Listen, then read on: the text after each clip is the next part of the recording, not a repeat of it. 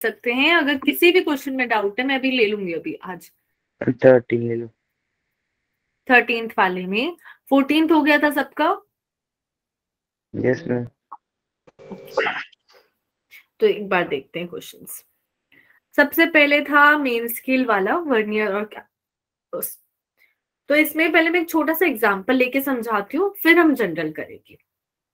जैसे यहाँ पे क्वेश्चन में बोला है one main scale division of a vernier calliper is a centimetre and nth division of vernier coincide with n-1 mean scale। और हमें लीस्ट काउंट बताना है। तो जैसे मैंने जब क्लास में एक्सप्लेन किया था वर्नियर और मेन स्केल वाला कंसेप्ट, किसी को ये टॉपिक पूरा तो नहीं समझना है ना फिर से स्केल्स वाला? सरिता और कोई है? ओके, सिर्फ 2 ही स्टूडेंट्स है ना जिनको डाउट है इसमें?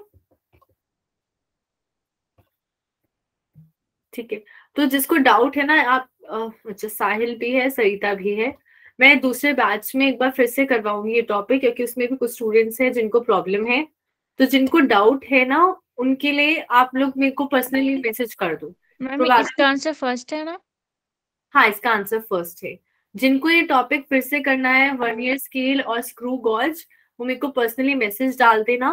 मैं जिस भी दिन क्लास करूंगी मैं आप लोग को भी अपडेट कर दूंगी, आप लोग भी उस दिन उस क्लास को ज्वाइन कर लेना। फिर हमारे पास इस क्वेश्चन में बोला है कि एक मेन स्केल है, उसमें एक यूनिट जो है ए सेंटीमीटर की है। उसके बाद ये जो एन डिवीजन वाला है उसके लिए जनरल केस लेते हैं। आशीष आपको भी डाउट है? एज इज ठाकुर, क्या नाम है आपका?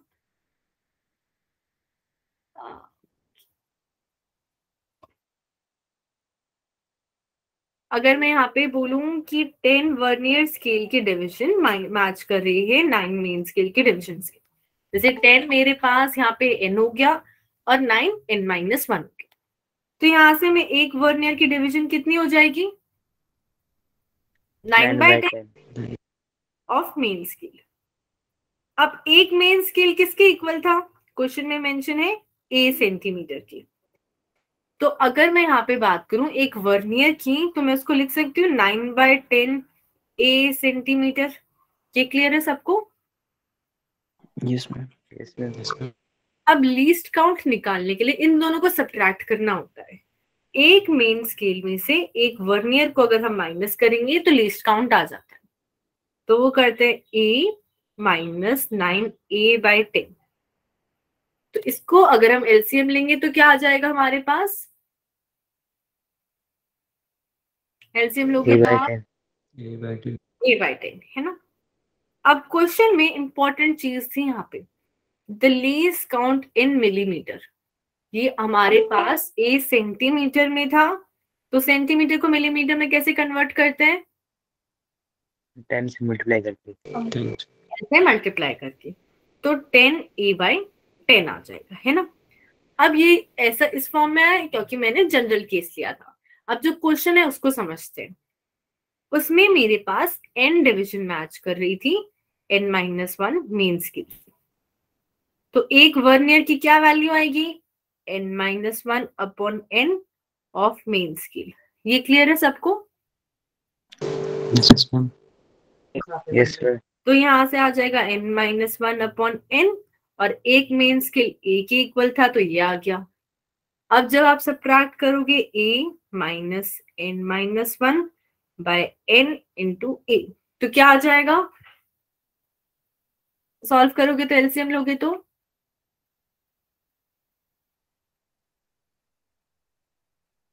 क्या फ्रैक्शन आएगा?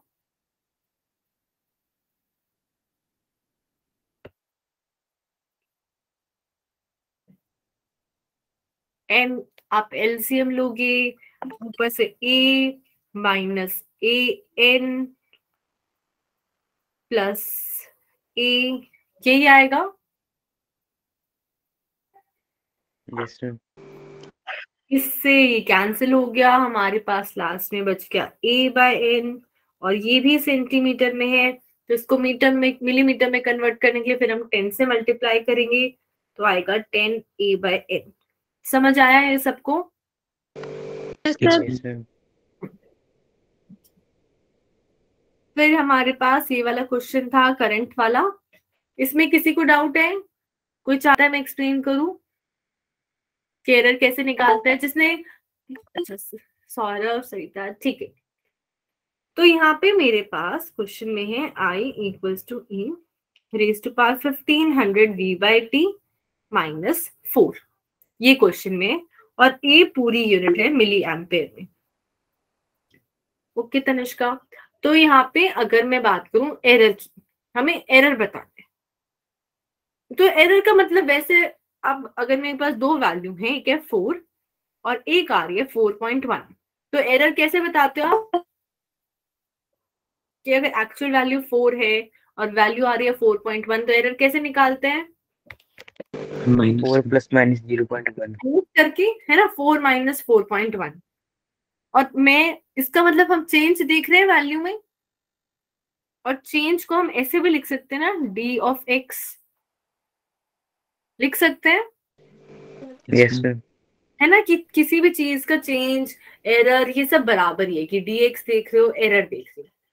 तो अब इस क्वेश्चन में भी हमारे पास d वाली टर्म हम यूज करेंगे, मतलब चेंज हम देखेंगे। और चेंज हम किस में देखते हैं वैसे, इंटीग्रेशन में या डेरिवेटिव में? डेरिवेटिव में, ठीक है। तो जब आपके पास कोई डायरेक्ट फॉर्मूला नहीं बन रहा है एरर्स का, तो आप डेरिवेटिव की मदद से फॉर्मूला बनाते। ये बाद में जब आप प्रैक्टिकल्स करोगे मुश्किल, तो उन प्रैक्टिकल्स में बोला जाता है कि इसमें एरर भी निकाल, तो आपके ऐसे कॉम्प्लिकेटेड सा फॉर्मूला होगा और इसमें बोला जाएगा बताओ कितना एरर आ रहा है हर चीज में। तो यहाँ पे अगर हम वैल्यू पुट करें, सबसे पहले क्वेश्चन में बोला है यहाँ पे टेम्परेचर फिक्स है 300, जो करंट हमने मेजर करा वो आया 5 मिली एम्पेयर, और हमें बताना है कितना एरर हुआ करंट में जब हमारी जो वोल्टेज है उसमें एरर आ गया 0.01 वोल्ट। इतना समझ आया क्वेश्चन सबको? Yes sir. अब हम क्या करते हैं, क्योंकि हमें एक्सपोनेंशियल की वैल्यू तो कैलकुलेट करनी आती नहीं है, तो पहले आई की जगह हम पुट कर देते हैं जो करंट की वैल्यू है, जैसे 5 हम पुट करते हैं 5 = E raised to power 1500 V/t -4। अब मैं क्या कर सकती हूँ, क्योंकि राइट साइड वाला भी मिली एम्पेयर में है और लेफ्ट साइड वाला भी मिली एम्पेयर में है, तो ये वाला 4 अगर लेफ्ट साइड ले जाऊंगी तो मेरे पास हो जाएगा 9 E⁻ 1500 V/t। यहां तक किसी को कोई डाउट? अब ये तो हमने इसकी वैल्यू निकाल ली, अब एरर कैसे निकालेंगे? तो फिर से जो फर्स्ट इक्वेशन थी यहां से स्टार्ट करते हैं। दोनों साइड हम चेंज देखते हैं कि कितना कितना चेंज हो रहा है, मतलब डेरिवेटिव करते हैं। लेफ्ट साइड में देखोगे तो सिर्फ i है, तो हमने i का डेरिवेटिव कर दिया। राइट साइड में हमारे पास e की पावर लगी हुई है ये सारी, उसका अलग से डेरिवेटिव करना पड़ेगा। और उससे पहले बताओ 4 का डेरिवेटिव क्या होगा? 0, कि 4 में तो कोई चेंज नहीं आएगा, तो 4 एरर नहीं बना सकता। अब e की पावर कुछ होता है, उसका डेरिवेटिव क्या होता है? सेम पावर आ जाती है e की, है ना, तो e की पावर 1500 V/t। पर जब भी हमारे पास एक अलग सी पावर होती है तो हम उसका अलग से डेरिवेटिव लेके मल्टीप्लाई करते हैं। कौन सा रूल होता है? चेन है ना, तो हम लोग डेरिवेटिव लगाएंगे फिर साथ में 1500 V/t। अब ये जो साइड में मैंने टर्म देखी है इसमें बताओ कांस्टेंट कौन कौन सी टर्म है? टेम्परेचर है और 1500 है, तो हम 1500 और टेम्परेचर को बाहर निकाल सकते हैं, तो निकाल लेते हैं। e की पावर था हमारे पास 1500 V/t, और यहां से आ गया बाहर 1500 बाय टेम्परेचर, और अंदर रह गया चेंज ऑफ वोल्टेज। ये समझ आया सबको? यस अब क्या करते हैं, हमें टेम्परेचर की वैल्यू पता है, dV की भी वैल्यू पता है, और इस पूरे की क्या वैल्यू है? स्क्रीन पे ही लिखी हुई है।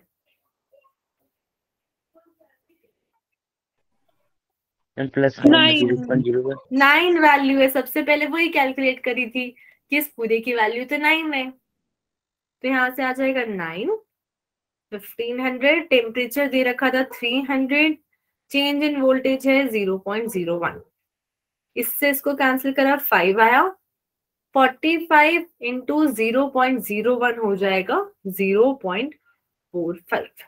और क्योंकि सब कुछ हम मिली एम्पेयर में फाइंड कर रहे थे तो ये भी मिली एम्पेयर में आ जाएगा। समझ आया सबको? Yes ma'am. Yes ma'am. तो इससे हमारे पास एक कॉम्प्लिकेटेड सा फॉर्मूला था और हमें एरर पूछा था, तो हम डेरिवेटिव की मदद से उसे छोटे छोटे चीजों में तोड़ सकते हैं। डेरिवेटिव में हम चेंज की बात करते हैं और एरर भी चेंज ही होता है। अब यहाँ पे था स्क्रू गॉज वाला क्वेश्चन जो आप लोगों ने स्पेशली पूछा था। तो अगर हम बात करें यहाँ पे इस क्वेश्चन की, a screw gauge with a pitch of 0.5 millimetre and circular scale with 50 division.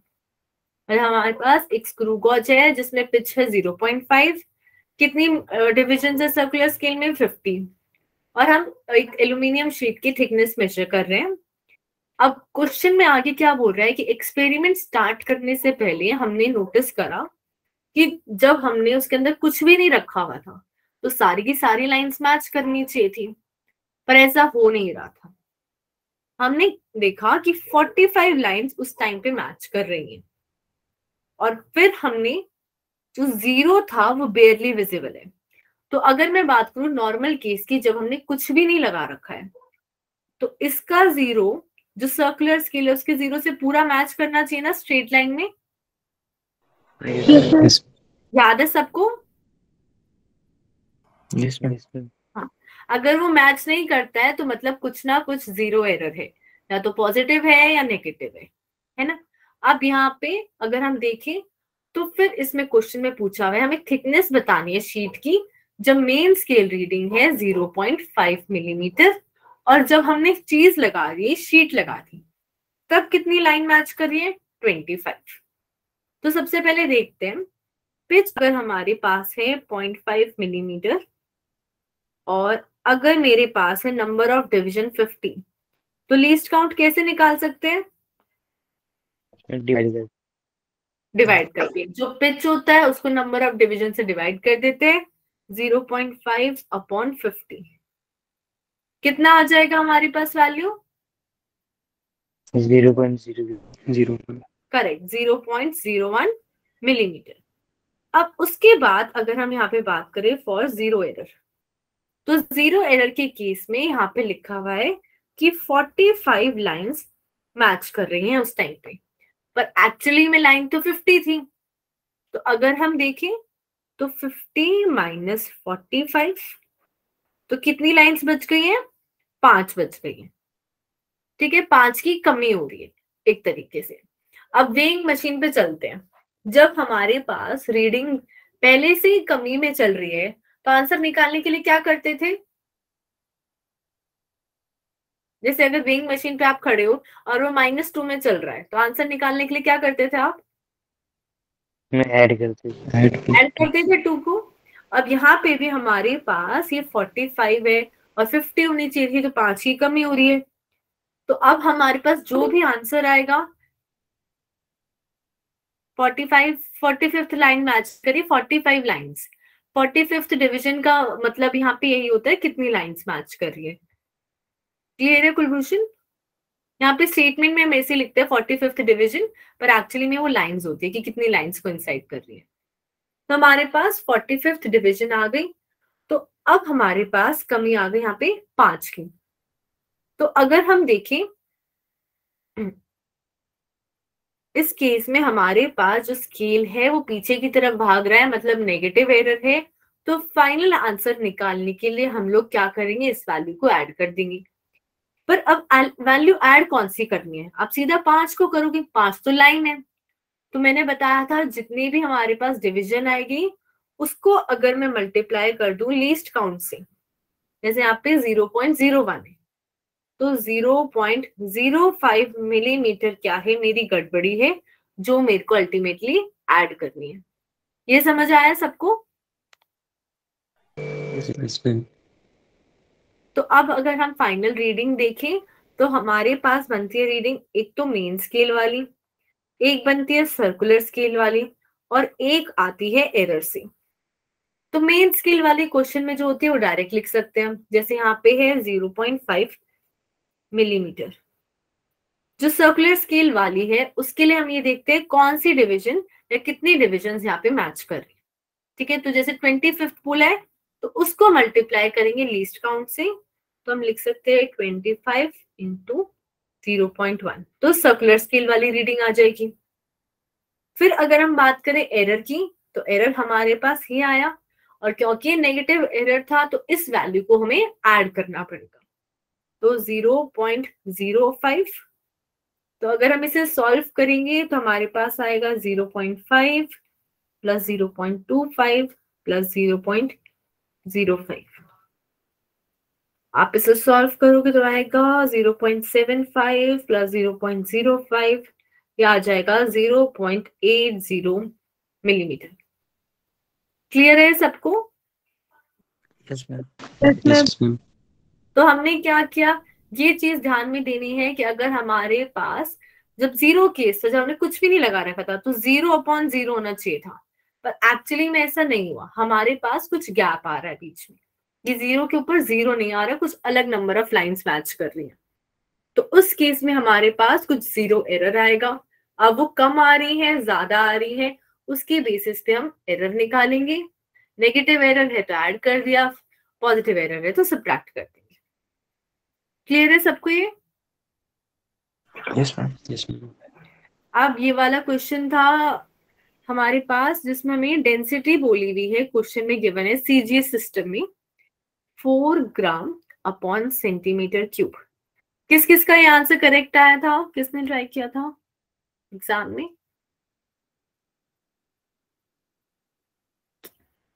और हमें ये बताना है इसकी वैल्यू एक ऐसे सिस्टम में जिसमें लेंथ है 10 सेंटीमीटर, मास है 100 ग्राम। तो जब भी हम वैल्यू बताते थे तो सबसे पहले हमें डायमेंशनल फॉर्मूला बनाना पड़ेगा। तो डेंसिटी का डायमेंशनल फॉर्मूला क्या होता है? ML minus ML T. minus ml-3। और अगर हम एक सिस्टम से दूसरे सिस्टम में करते थे तो फॉर्मूला होता था कि N2 equals to N1, M1 upon M2 की जो भी पावर है, जैसे यहाँ पे 1 पावर है मास की, फिर L1 अपॉन L2 उसकी पावर -3। अब क्वेश्चन में गिवन है पहले वाले केस में ही हमारे पास वैल्यू होनी चाहिए 4, तो N1 की वैल्यू है ये 4। फिर जो फर्स्ट सिस्टम था उसमें मास क्या है यहाँ पे, जो पहले वाला सिस्टम ग्राम ग्राम में, 1 ग्राम सेकेंड वाले सिस्टम में मास कितना हो गया? 100 grams. 100 ग्राम 100 ग्राम और उसकी पावर 1। अब फर्स्ट सिस्टम में लेंथ कितनी थी? 1 centimeter. सेकेंड वाले में 10. 10 सेंटीमीटर और इसकी पावर -3। तो अब सॉल्व करते हैं हम यहाँ पे, तो 4/100, और इसको अगर मैं लिखूं तो पावर -3 थी, तो मैं इसे लिख सकती हूँ, ये ऊपर चला गया डिनोमिनेटर वाला। ये समझ आया सबको कैसे आया 1000 ऊपर? Yes, ma'am. Yes, ma'am. Yes. अब हम इसे सॉल्व करेंगे तो हमारे पास आएगा 40। क्वेश्चन ने पूछा था कि अगर मेरे पास आंसर आ रहा है 8 इंटू अल्फा, तो अल्फा की वैल्यू बताओ, तो अल्फा क्या हो जाएगा? 5. 5. हो जाएगा। समझ आया सबको? Yes, ma'am. Yes, ma'am. ठीक है, फिर तो 14 आपने कर ही लिया था।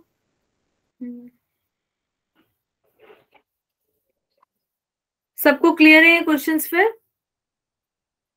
Yes, ma'am. ओके।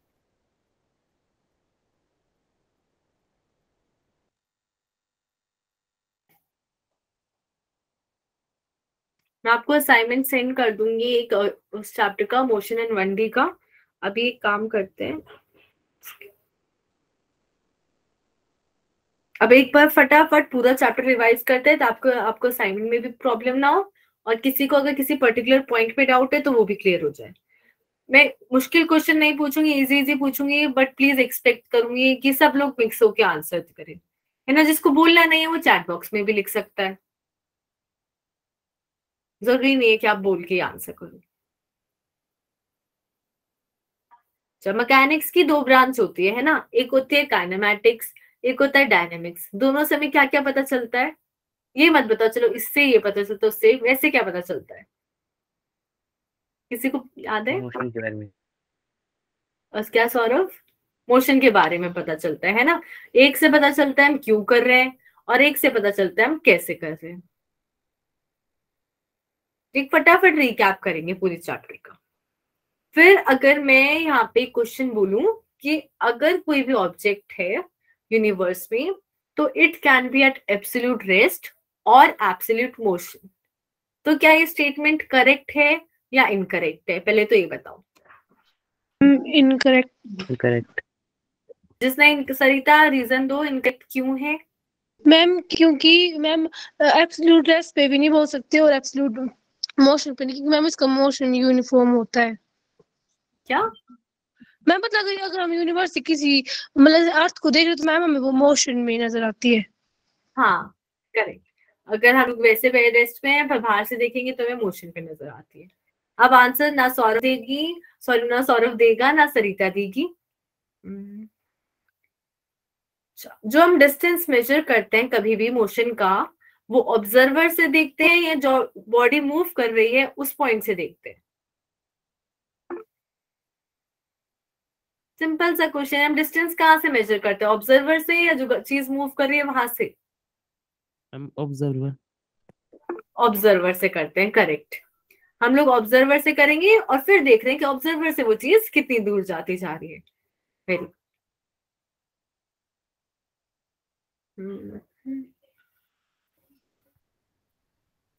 अच्छा, अब यहाँ पे मैं एक छोटा सा पॉइंट दे देती हूँ। 3 4 6, इसका पोजीशन वेक्टर कौन बता सकता है? बोलो Geetansh. 3 i cap 4 j cap 6 k cap. हाँ ये करेक्ट है, बीच में बस प्लस भी लगा देना, ठीक है, पोजीशन वेक्टर में। हाँ प्लस। अब फ्रेम और रेफरेंस कौन बता सकता है सिंपल टर्म्स में? प्रॉपर डेफिनेशन किसी की नहीं पूछ रही मैं।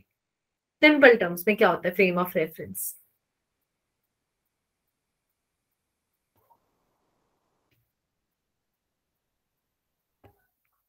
सिर्फ सौरभ को ही पता है फ्रेम ऑफ रेफरेंस क्या होता है?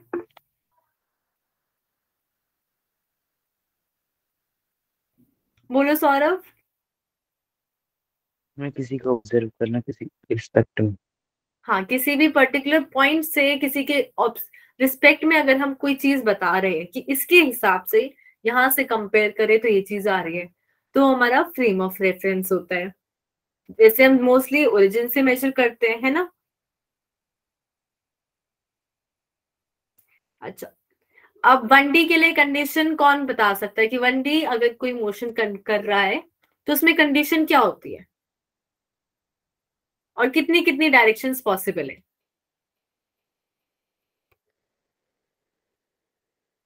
इजी क्वेश्चन पूछ रही हूँ, इसमें ज्यादा आंसर कर सकते हैं स्टूडेंट्स।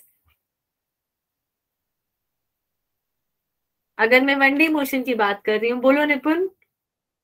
हॉरिजॉन्टली। क्या बोलो? हॉरिजॉन्टली। अच्छा, हॉरिजॉन्टली तो एक ही तरीका है, और कौन से तरीके हैं?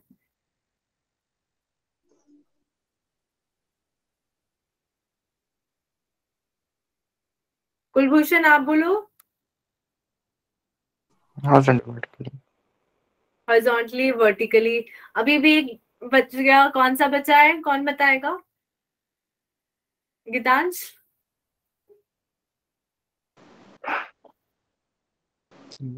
Z axis. Z axis. 1D में आप सीधा सा ये बोल सकते हो एक ही कोऑर्डिनेट होना चाहिए, या तो एक्स वाला होगा या वाई वाला होगा या जेड वाला। ऐसे या तो एक्स डायरेक्शन होगी या सिर्फ वाई डायरेक्शन होगी या जेड डायरेक्शन होगी। अब 2D के केस में कितने क्या कंडीशन होती है?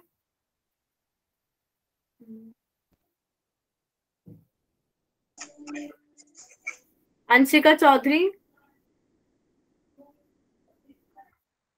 अंशिका।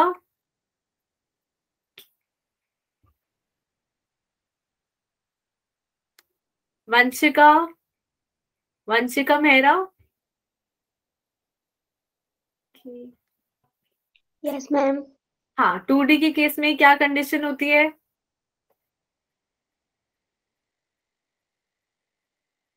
कितने कोऑर्डिनेट होने चाहिए 2D के लिए?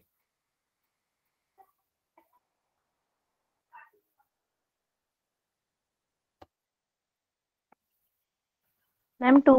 2 होने चाहिए, करेक्ट। राधा, कौन कौन से हो सकते हैं वो? Radha, yes ma'am. कौन कौन से कोऑर्डिनेट्स हो सकते हैं अगर 2 होने चाहिए तो? Example moving of an earth around the sun. नहीं नहीं, जैसे मैं बोल रही हूँ कोऑर्डिनेट होता है एक्स वाई जेड, कौन कौन से कोऑर्डिनेट होने चाहिए?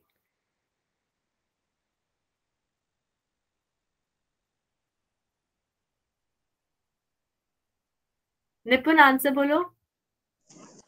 Ma'am X Y Y Z और जेड एक्स।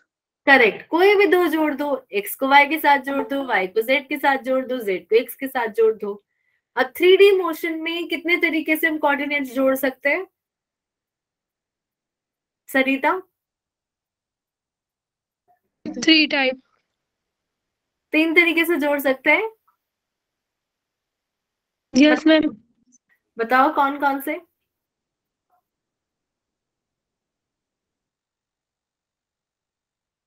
सरिता, कौन कौन से हो जाएंगे तीनों? मैम एक्स वाई जेड को 3 डिफरेंट टाइप से। हमें 3 कोऑर्डिनेट चाहिए पर जोड़ने का तरीका तो एक ही है ना, X Y Z. Yes ma'am.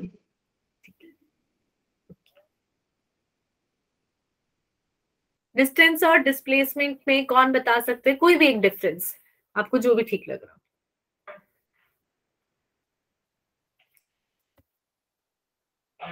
इतने मुश्किल क्वेश्चन नहीं पूछी, हैंड रेस चेंज ही नहीं हो रही है, गिने चुने 5-6 स्टूडेंट्स हैं। सूरज। Yes ma'am. हाँ, डिस्टेंस और डिस्प्लेसमेंट में कोई भी एक difference? Ma'am distance scalar quantity है, डिस्प्लेसमेंट वेक्टर क्वांटिटी है। ठीक है, करेक्ट है डिफरेंस। सेकंड डिफरेंस सौरभ, एक ही बताना सब। Distance can never be zero or negative, but displacement can be zero or negative. हाँ ठीक है, 0 कब होगा? जब initial position final position same होगी। ठीक है, करेक्ट है। अच्छा, अब ये कौन बताएगा कि डिस्टेंस ज्यादा होता है या डिस्प्लेसमेंट ज्यादा होता है? राधा।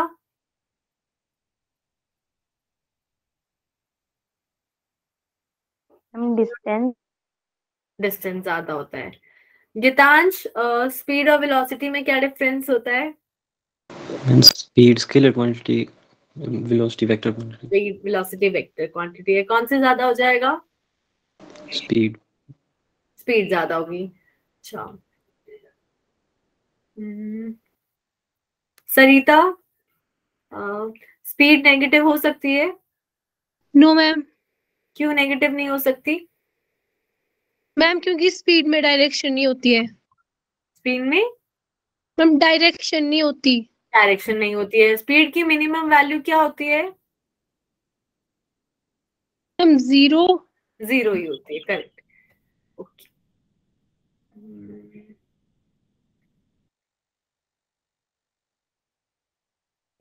पोजीशन, अच्छा ठीक है। अब मैं 2 पॉइंट्स ले रही हूँ, ए और बी, और आपको बताना है ए बी डिस्प्लेसमेंट वेक्टर, और ए के कोऑर्डिनेट्स हैं 1 0 3, और बी के कोऑर्डिनेट्स हैं 3 2 1। हाँ, और ए बी डिस्प्लेसमेंट वेक्टर बताना है।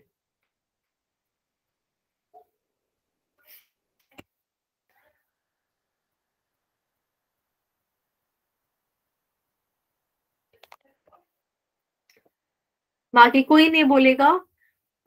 अंकिता चौधरी, क्या आंसर आएगा इससे? Displacement vector ma'am 3। 3 3 तो नहीं आएगा, मैं वेक्टर की बात कर रही हूँ।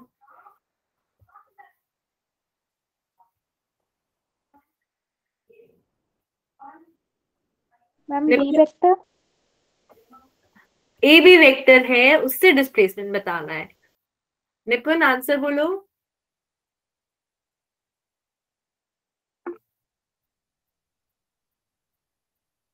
निपुण शर्मा, आपने हैंड रेज कर रखा है।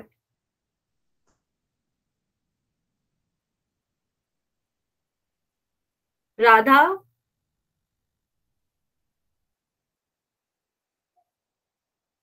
Yes ma'am. डिस्प्लेसमेंट वेक्टर बताओ।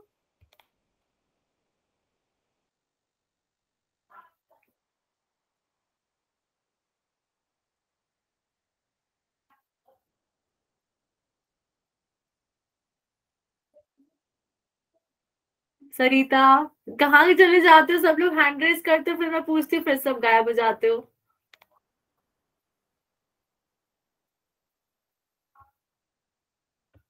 गीतांश बोलो answer. 2i cap plus 2j cap minus 2k cap। Correct. Displacement vector में जो बाद में आ रहा है उसमें से पहले वाला माइनस करना है।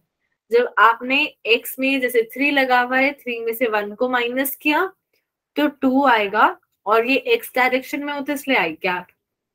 फिर सेकंड वाला लिया y वाले में से, y को माइनस करेंगे 2 में से 0, ये पॉजिटिव आ गया, और y डायरेक्शन मतलब j कैप, तो यहाँ पे j कैप आ गया।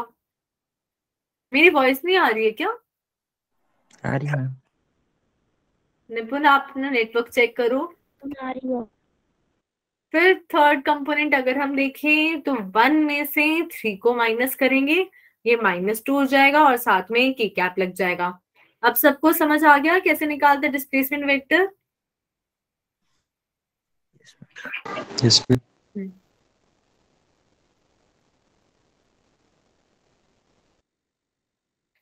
ये तो क्वेश्चन ही है,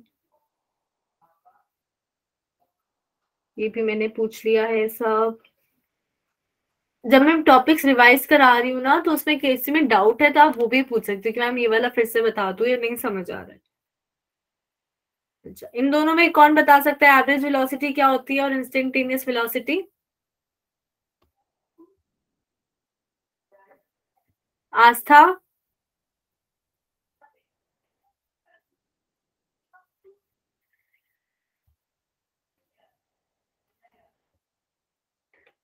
एक दो तो नया फेस दिखा दो। सब लोग वही समझ।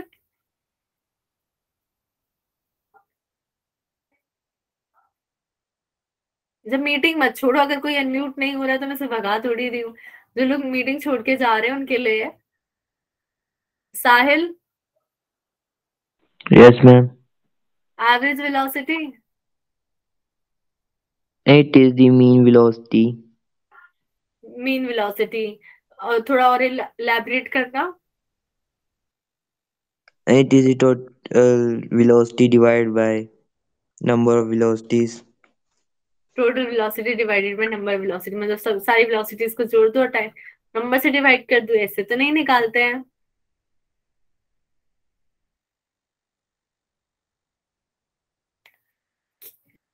सरिता बोलो, एवरेज वेलोसिटी क्या होती है? Ma'am total velocity. Total velocity जैसे एक्सप्लेन करो।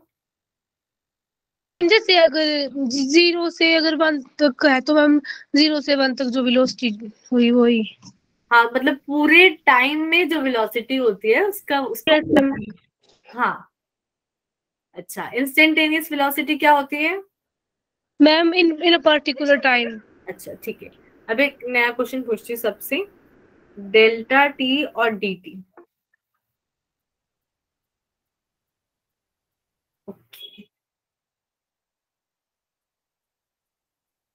अगर मैं डेल्टा टी और डी टी की बात कर रही हूँ तो कौन सा लगता है इंस्टेंटेनियस में? Ma'am dt। डी टी लगता है। अच्छा, अब एक वैसे क्वेश्चन, ये छोटा होता है या ये छोटा होता है? कौन सा चेंज छोटा होता है, डेल्टा या डी वाला? Delta. डी वाला चेंज छोटा होता है। जब हम इंस्टेंटेनियस वेलोसिटी निकालते हैं, छोटे से टाइम के लिए निकालते हैं, तो उससे आप याद रख सकते हो कि ये वाला छोटा होता है और जो डेल्टा हो जाएगा उससे थोड़ा बड़ा हो जाएगा। हम ये भी लिखते हैं ना, limit delta T tending to 0, तब जाके वो dt बनता है। याद है सबको? Yes.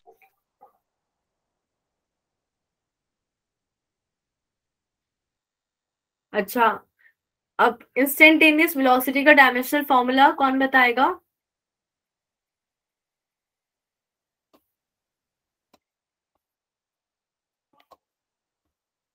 केशव, केशव शर्मा। हाँ, इंस्टेंटेनियस वेलोसिटी का डायमेंशनल फॉर्मूला।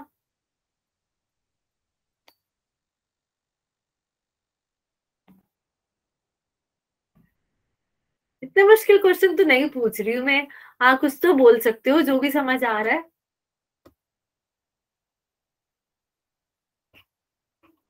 तो सिर्फ सौरभ को ये आंसर पता है इस क्वेश्चन का? जो वेलोसिटी का डायमेंशनल फॉर्मूला क्या होता है केशव?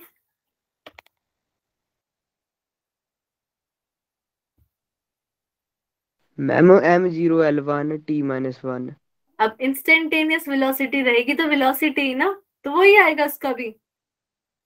वेलोसिटी क्या है, कुछ भी लगाते रहो, एवरेज, इंस्टेंटेनियस, यूनिफॉर्म, कुछ भी। वेलोसिटी वेलोसिटी ही रहती है, LT-1 ही आएगा उसमें भी। अब समझ आया? Yes ma'am. ओके।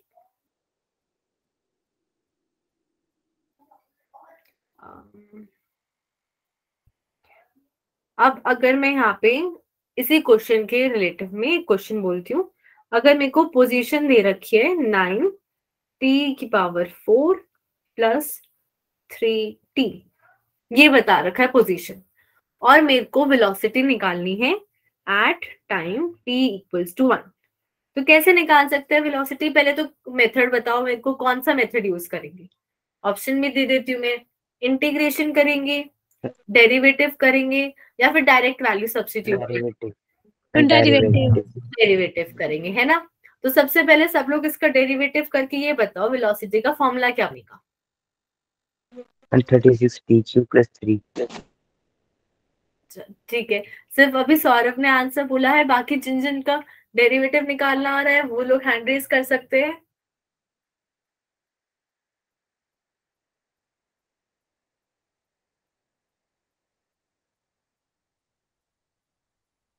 अंकिता, क्या डेरिवेटिव आ रहा है? 39। अच्छा, फाइनल वैल्यू बता रहे हो? फाइनल वैल्यू 39 करेक्ट है। डेरिवेटिव जब हम करेंगे तो 4 आ जाएगा सामने, 36t³ + 3। अब हमने पूछा था टाइम 1 पे, तो बस t की जगह 1 पुट कर देंगे। 36 + 3 9। इसकी यूनिट क्या हो जाएगी 9 की?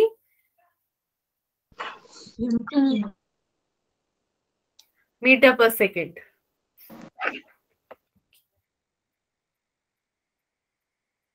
अब average speed, instantaneous speed same होता है एज वेलोसिटी।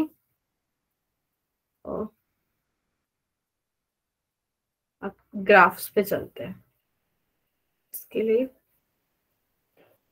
Blank space. अगर मेरे पास ग्राफ है, यहाँ पे एक्स एक्सिस पे है टाइम, वाई एक्सिस पे है पोजीशन, और तो इस ग्राफ का मेरे को स्लोप क्या देगा? डिस्प्लेसमेंट ऑलरेडी गिवन है, वाई एक्सिस वेलोसिटी देगा। स्लोप हमें x/t से वेलोसिटी मिल जाएगा। और अगर इस ग्राफ का मैं एरिया निकालूं तो उसकी यूनिट क्या बनेगी?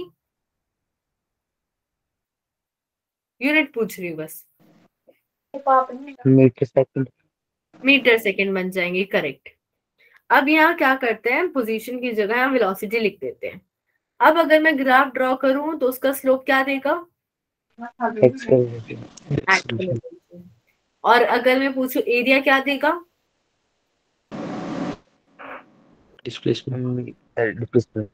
डिस्प्लेसमेंट देगा। वेलोसिटी इनटू टाइम करेंगे, डिस्प्लेसमेंट आ जाएगा। अब यहाँ पे एक्सेलरेशन लिख देते हैं। तो एक्सेलरेशन और टाइम का स्लोप जो आता है उसकी यूनिट क्या बनेगी?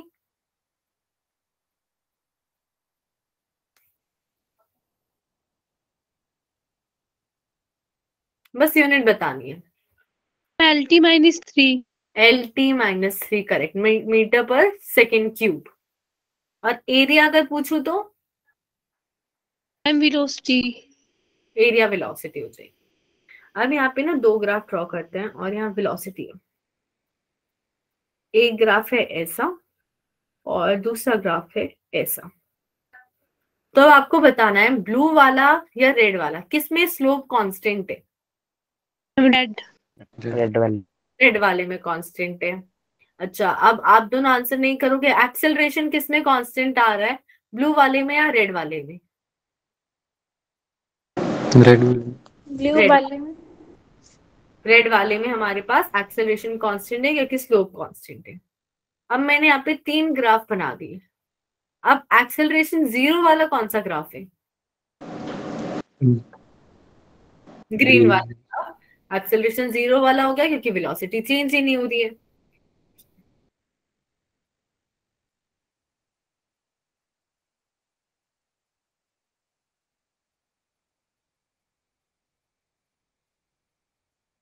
एक सेकंड, सॉरी क्रैश हो गया। अच्छा, अगर मैं यहाँ पे आपसे पूछूं कि अगर मेरे पास एंगल दे रखा है और अब मेरे को स्लोप निकालना है, तो कौन सा ट्रिग्नोमेट्रिक रेशियो यूज करते हैं? tan theta theta, correct. और वो थीटा क्या होता है, कौन सी एक्सिस के साथ होता है एंगल? वाई वाले के x axis एक्स एक्सिस के साथ होता है। अच्छा, पॉजिटिव वाली एक्स या नेगेटिव वाली एक्स? positive पॉजिटिव वाली एक्स के साथ, करेक्ट। Anti clockwise. क्या बोल रहे हो Saurabh? Anti clockwise. Anti clockwise लेते हैं और पॉजिटिव एक्स के साथ लेते हैं। अच्छा, अब अगर मैं हो गया,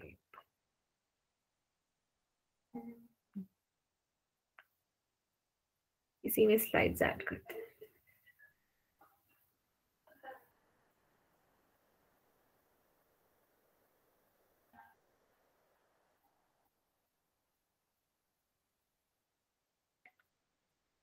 अब अगर मैं यहाँ पे आपको बोलूं कि मेरे पास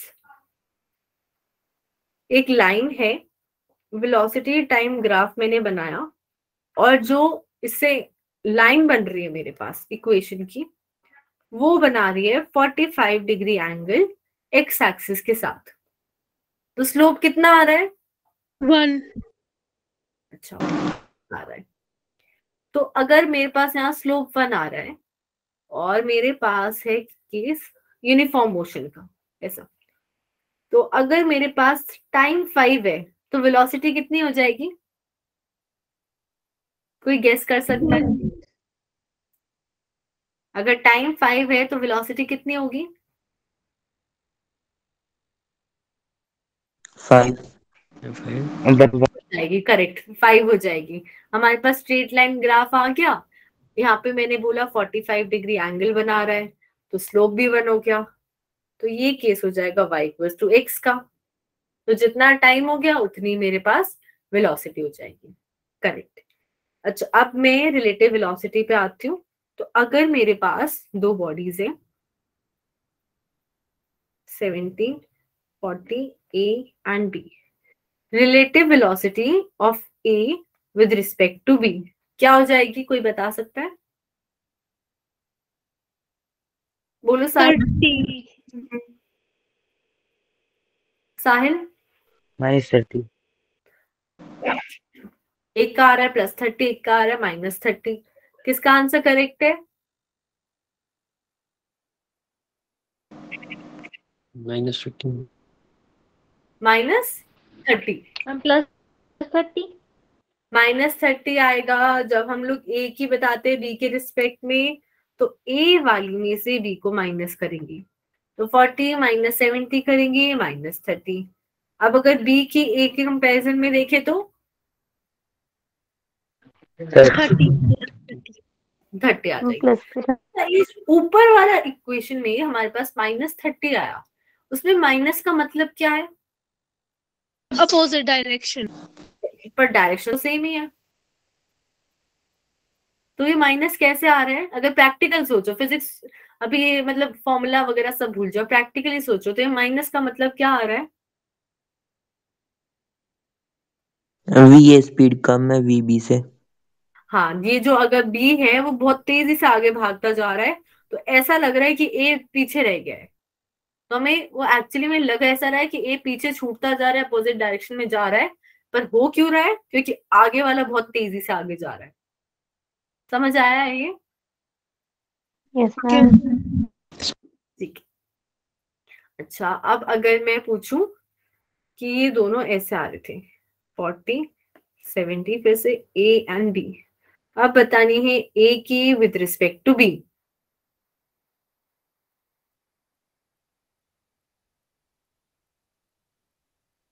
110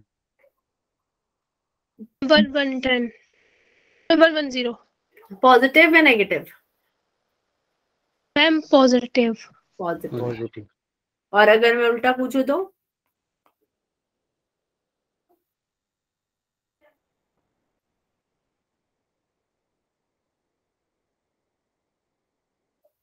मैम सेम ही आ रही है। पॉजिटिव आएगी नेगेटिव आएगी?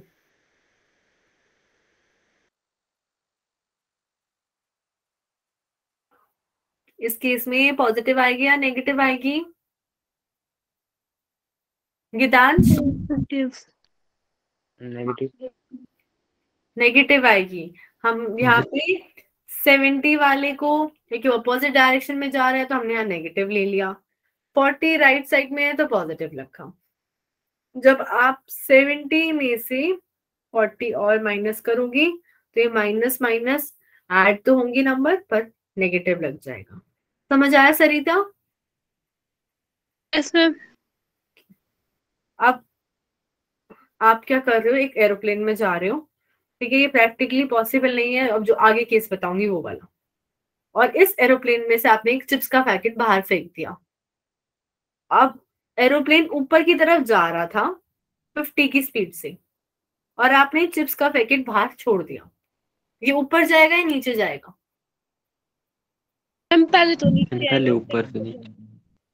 अच्छा, सरिता कह रही है पहले नीचे फिर ऊपर। ये कह रहे हो सरिता? Yes ma'am. आपकी ग्रेविटी उल्टी चल रही है। अच्छा, पहले नीचे और फिर ऊपर कैसे जाएगा? नीचे चल ठीक है, नीचे तो मैं समझ गई, फिर भी ऊपर कैसे जाएगा बाद में?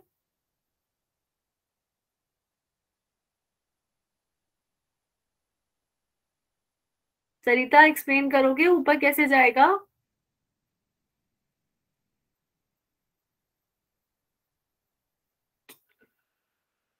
गीतांश आप? मेरा चिप्स का पैकेट खुला नहीं था मैम, बंद था।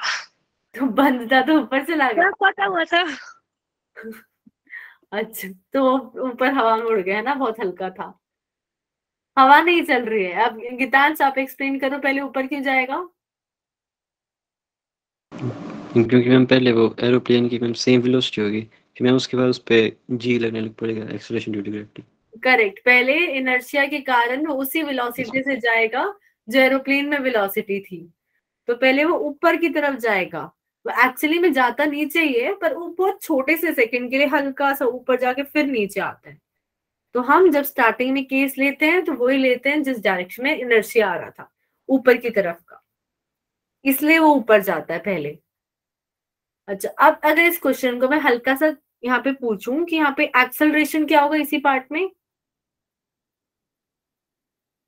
पॉजिटिव जी या माइनस जी?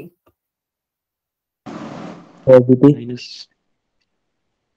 ऊपर जा रहे हैं तो माइनस लेंगे, बाद में आ रहा है नीचे तो ऊपर जाते हुए हम पॉजिटिव लेंगे, सॉरी नेगेटिव लेंगे। अच्छा, अब इस क्वेश्चन को क्या करते, थोड़ा सा चेंज कर देते हैं। अब आप नीचे की तरफ आ रहे हो और आपने नीचे आ रहे हो 20 की स्पीड से, और आपने एक बॉल को ऐसे फेंका ऊपर की तरफ, मतलब छोड़ा है कि वो ऊपर जाए। तो वो बॉल पहले ऊपर जाएगी या नीचे आएगी? आपने बस छोड़ा ही है, आपने ये समझ के छोड़ा कि ठीक है मैं नीचे जा रहा हूँ ना, मैं इसे छोड़ देता हूँ कि वो ऊपर जाए। इस केस में क्या होना चाहिए आपके हिसाब से?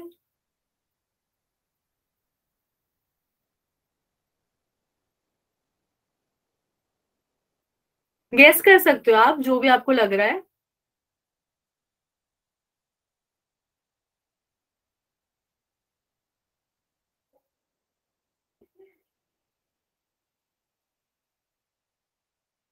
सौरभ क्या होना चाहिए, नीचे आएगा। अच्छा, और फिर बाद में क्या होगा, पहले नीचे आ गया तो सौरभ? Yes ma'am. हाँ, पहले नीचे आया, ठीक है, फिर बाद में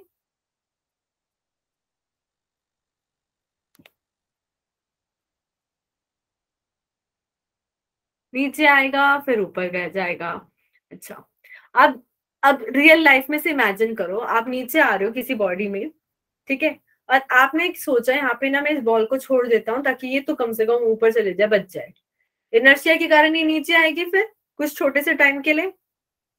उसके बाद इस बॉल पे कौन सा फोर्स लग रहा है? सिर्फ एक ही फोर्स लगता है वर्टिकल की डायरेक्शन में। Surface tension. हाँ, क्या बोला सरिता?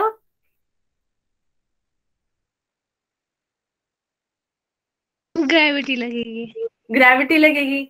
तो पहले क्योंकि इनर्शिया के कारण वो नीचे आया, उसके बाद ग्रेविटी भी लग रही है तो और नीचे आएगा ना, वो ऊपर जाएगा ही क्यों? जब तक कि हम उसे धक्का नहीं मार देंगे फिर से, वो वापस से नीचे ही आता रहेगा, वो कभी ऊपर जाएगा ही नहीं। समझ आया ये सबको? Yes ma'am. Yes ma'am.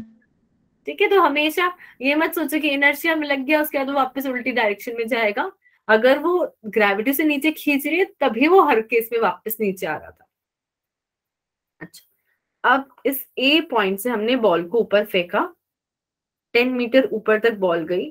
उसके बाद ये हम लोग खड़े थे जब 50 मीटर की छत पे, और फिर ये बॉल नीचे आ गई, ऑब्वियस सी बात है। तो ए से सी तक अगर मैं कैलकुलेट करना चाहती हूँ तो डिस्प्लेसमेंट कितनी लेते हैं ए से सी तक?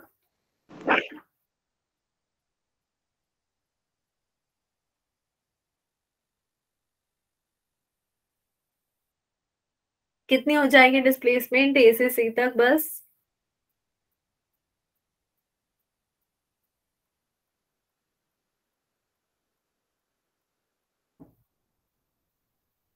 अरे गेस कर दो, सरिता बोलो।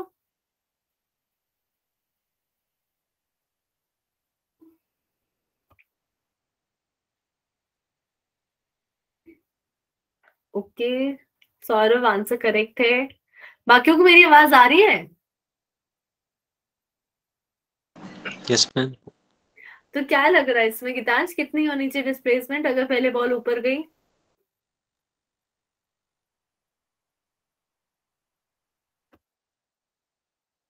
-50 आ गया। -50 आ जाएगा। जितना ऊपर गया उतना तो वो नीचे आ गया, तो ये तो कैंसिल ही हो गया। बचा क्या ये 50? ये माइनस क्यों लिया सरिता? मैम ये दूसरी वाली डायरेक्शन में है इसलिए। दूसरी वाली डायरेक्शन में, नीचे की तरफ, इसलिए माइनस हो गया। आई होप जो बच्चे आंसर नहीं कर रहे हैं उनको भी समझ आ रहा हो।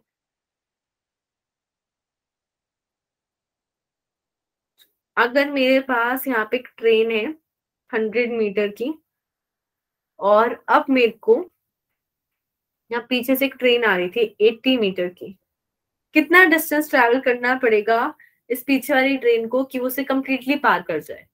180 मीटर। अच्छा, 180 मीटर बोला है सरिता ने। क्या सबको लग रहा है करेक्ट आंसर है?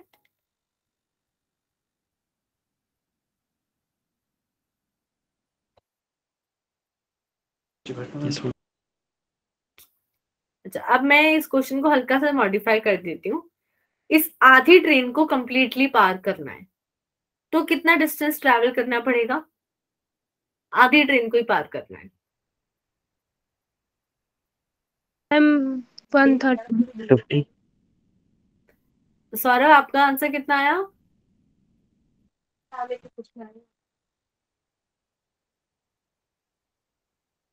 सौरभ,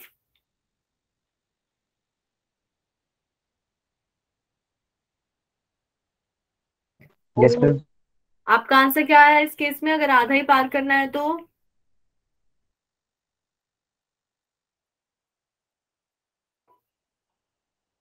राधा का आया 130। चलो एक बार चेक कर लेते हैं। ताकि जिसको कंफ्यूजन है वो भी क्लियर हो जाए। अगर हमने आधे की बात करी है तो बस 50 तक का पूरा पार करना चाहिए। तो सबसे पहले हम 50 चला देते हैं। ये हो गया हमारे पास। अगर 50 ट्रेन आ गई यहाँ पे तो 30 पीछे रह गई। अब मैं चाह रही थी कि ये पूरा का पूरा पार हो जाए। फिर कितना आगे और चलेगा कि ये पूरा पार हो जाएगा? 80। और ऑलरेडी वो 50 चल चुका है। तो 50 + 80 जैसे ही हुआ वो ट्रेन यहाँ पे पहुंच गई पीछे वाली। तो उसने कितना डिस्टेंस ट्रैवल करा? 130। समझ आया ये सबको? Yes ma'am. तो आप ड्रॉ करके देख लिया करो बिट बाय बिट कि इतना आगे गया तो कितना डिस्टेंस हुआ, उससे आगे गया तो कितना डिस्टेंस हुआ। ठीक है।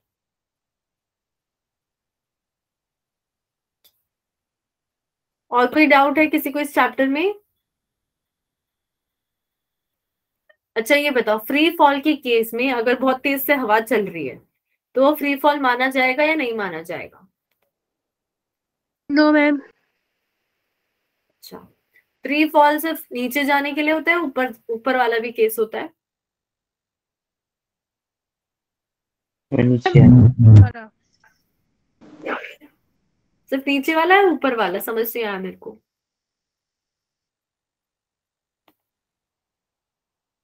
मैम नीचे वाला सिर्फ। दोनों केस होते हैं। अगर हम किसी बॉडी को, बॉल को मैंने हल्का सा पुश करा, धक्का दिया, वो फ्रीली वापस पूरा ऊपर तक जाके फिर नीचे आती है, उस केस में भी उसमें सिर्फ ग्रेविटी लग रही है और कुछ नहीं लगता। तो सिर्फ नीचे वाला कंपल्सरी नहीं है, ऊपर वाला भी जब जाके वापस नीचे आता है वो भी फ्री फॉल है। पर अगर हम ऊपर फेंक रहे और ऊपर से हमने पकड़ लिया तो वो फ्री फॉल नहीं है। क्लियर है सरिता? Yes ma'am. मैम लेकिन अगर हम किसी ऑब्जेक्ट को ऊपर फेंक रहे तो हम एक्सटर्नल फोर्स नहीं लगा रहे उसमें। किसी अगर हम बॉल को ऊपर फेंक रहे तो मैम उसमें हम एक्सटर्नल फोर्स नहीं लगा रहे हैं। हमने इनिशियली उसे एक पुश दे दिया, हमने इनिशियल वेलोसिटी दे दी उसको, उसके बाद उसके ऊपर हमारा कोई कंट्रोल नहीं है। उसके बाद पूरे टाइम में उसके पास एक ही फोर्स लग रहा है, वो ग्रेविटी लगती है। Okay, good night Saurabh. मैं अभी आप लोग का असाइनमेंट सेंड कर देती हूँ मोशन इन 1D का। उस पर सारे टाइप के क्वेश्चन है, इजी, मीडियम, हार्ड। वो आप लोग प्लीज ट्राई करके लाना, और उसमें कोई डाउट हो तो वो भी पूछ लेना। और जिन लोग को टॉपिक फिर से समझना है, वर्नियर कैलिपर और स्क्रू गॉज वाला, वो मेरे को पर्सनली मैसेज कर दो। मैं जब दूसरी क्लास का, दूसरी बैच का लूंगी तब मैं आप लोग को भी बता दूंगी।